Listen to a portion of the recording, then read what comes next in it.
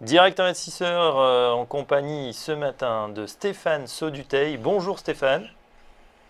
Bonjour à toutes et à tous.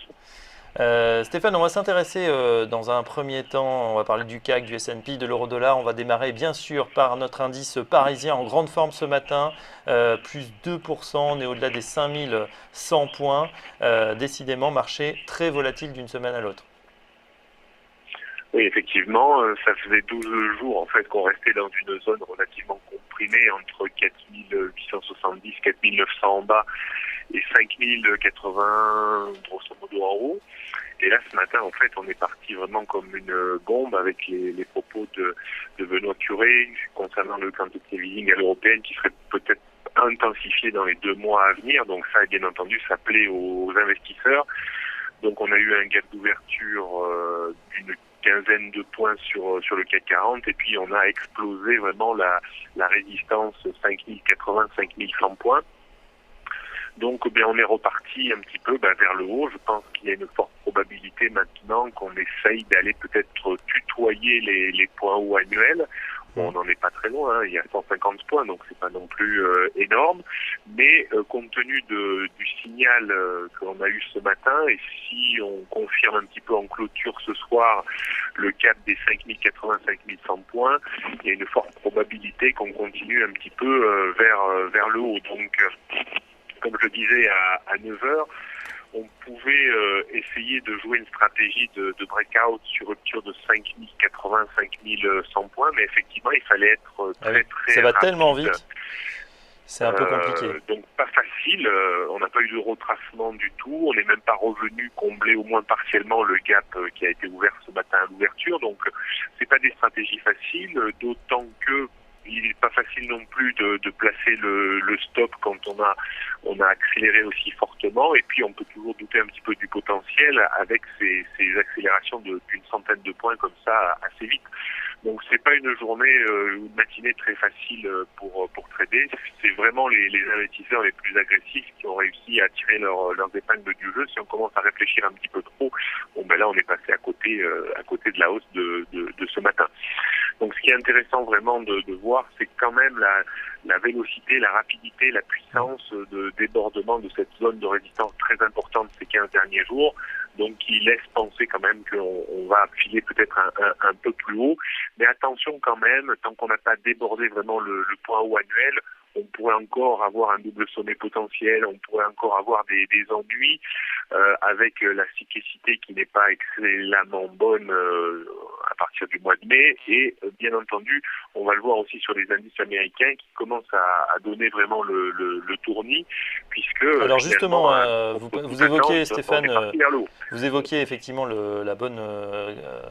la bombe effectivement des indices européens qui bondissent ce matin. Benoît Cœuré, intensification du QE, mais aussi des indices américains qui se portent très bien. On vole de record en record. Et vous nous disiez hors antenne, ça c'est vraiment une énigme puisqu'on n'est pas du tout dans le scénario dont vous nous parliez il y a quelques semaines, un scénario topiche qui voyait plutôt l'indice repartir vers le bas. Alors effectivement, c'est vrai que quand on regardait la structure des indices américains depuis le début de l'année, surtout le SP500, on avait vraiment l'impression qu'on était dans une zone de distribution, c'est-à-dire que les grandes mains sortaient un petit peu de ce marché pour laisser place aux investisseurs moins aguerris et qui, à un moment ou un autre, auraient probablement provoqué une correction un petit peu plus importante que ces derniers temps. Eh bien, il n'en a rien été. Le SP500 a réussi à tenir le cap et la barre des 2040 et même 2060 points. Et Ouais. là, on s'extrait de la zone 2110-2120 qui était très très compliquée à déborder. Et alors, quand on regarde maintenant l'indice américain par rapport à ces nouveaux développements, on voit que on ouvre un petit potentiel de hausse de 3% potentiellement. Donc, ce qui reste quand même pour moi une énigme parce que on a quand même, faut pas oublier qu'il y a plus d'injection de liquidité aux États-Unis, donc ça c'est quand même un petit peu gênant. On a aussi l'euro qui a quand même affaibli un petit peu les entreprises américaines. On l'a vu un peu dans les résultats. Et malgré tout, on a quand même des marchés américains qui sont soutenus, qui battent des records. Donc attention, moi je pense que c'est quand même une surchauffe qui est dangereuse. Ouais. Et je serais quand même pas étonné qu'on ait vraiment un méchant retour en arrière d'ici septembre, je pense. Donc, En tout cas, je ne crois pas qu'il 3%, faille vraiment suivre. 3% d'appréciation, ça voudrait dire qu'on revient ou qu'on atteint un niveau inédit. C'est quoi? C'est 2200 points? Oui, c'est un petit peu en dessous. Si on fait ça par translation, on a exactement 2180 points comme objectif, avec un petit stop intermédiaire autour des 2150 points, qui est une oblique passant par les points hauts du mois d'avril. Mais voilà, moi je vous disais en antenne que c'était un peu l'énigme du siècle quasiment. Donc on confirme un peu cette surchauffe long terme dans laquelle on est installé depuis plusieurs mois, voire plusieurs années maintenant. Allez, Mais attention, ça me semble un peu artificiel. surchauffe, donc attention pour Stéphane Soliteuil. On termine, Stéphane, par l'euro-dollar. L'euro-dollar qui a effectivement fait un peu grise mine. Alors on n'a pas la taille spot. Qu'est-ce qu'il fait ce matin? Alors, Vas-y. on est en recul de 1,18%, on cote actuellement 1,1177, donc un léger recul ce matin après avoir approché la zone des 1,1534, un niveau de résistance qui a bloqué la hausse. Ouais, le billet vert qui sera fermé. Votre analyse, Stéphane? En fait, on a le débordement de l'indice 50 a bien provoqué la correction technique dont l'objectif était situé vers 1,15, 1,1530. On a échoué un petit peu en dessous de ce niveau. Et puis là, bien entendu, avec les déclarations des membres de la BCE, on revient en arrière, c'est tout à fait logique. Pour l'instant, on n'a pas encore cassé quand même totalement la dynamique de reprise technique. Pour cela, il faudrait repasser en dessous de l'indice 50 1,11. Et là, on est encore quand même bien au-dessus. On est vers l'indice 70-80. Donc attention, on ne peut pas dire encore que l'euro-dollar est reparti dans une franche tendance baissière destinée à rallier les points bas.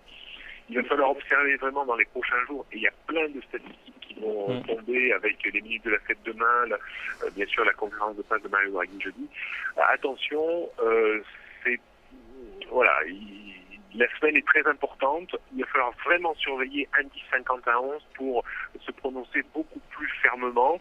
Si on passe en dessous de cette zone, là effectivement, on retombera un petit peu sur les niveaux connus ces dernières semaines, 1,09, 1,07 et 1,05. Parfait. Par contre, attention, si on met un point d'inflexion vers 1,11, on peut toujours revenir à proximité des 1,15, 1,1530, qui pour moi est une très très grosse résistance moyen et long terme.